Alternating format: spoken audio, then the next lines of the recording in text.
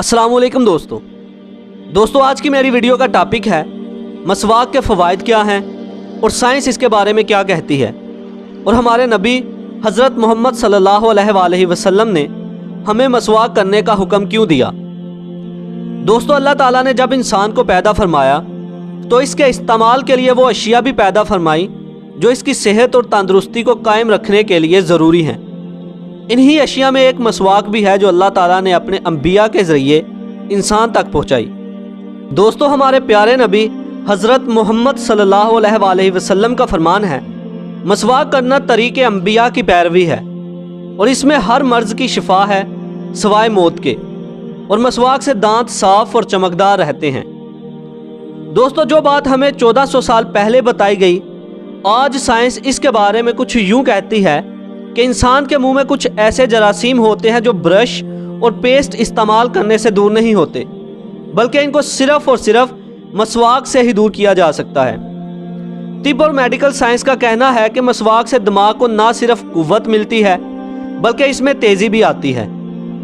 दोस्तों, डॉक्टर्स का कहना है कि बहुत से ऐसे मरीज भी होते हैं जो कानों के वर्म, पीप और दर्द में मुब्तला होते हैं, और महंगे से महंगा इलाज करवाने के बावजूद इन्हें तकलीफ से निजात नहीं मिलती। जब अच्छी तरह ऐसे मरीज़ों की तशखीस की जाती है तो मालूम होता है कि इनके मसूरों में पीप पड़ गई है और सारा मुंह खराब हो गया है। जब मसूरों का इलाज किया जाता है और साथ ही इन्हें मसवाक करने का कहा जाता है तो फिर कान भी बिल्कुल सेहतमंद हो जाते हैं। इसी तरह आँखों की बीमारियों और नज़र के अमराज में भी दांतों की सफाई का बहुत ज़्यादा अमल दखल है।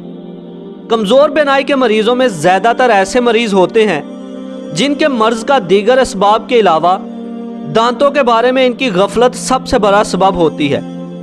माहरीन के मुताबिक ये बात साबित हो चुकी है कि तकरीबन 80% अमराज की वजह मैदा और दांतों के नुक्स और बीमारियां होती हैं।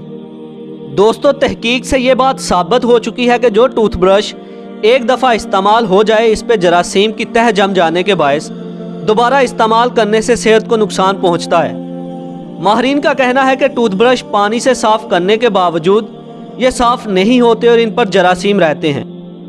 दोस्तों, ब्रश के इस्तेमाल से दांतों के ऊपर वाली चमकीली और सफ़ेद तह उतर जाती है।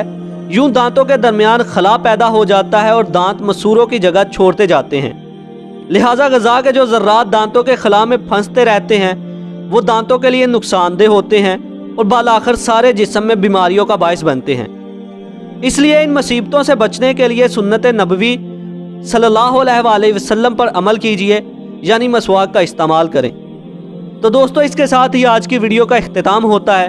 तब तक के लिए अपना और अपने अजीज़ों कारब का ख्याल रखिएगा। अल्लाह हाफिज़।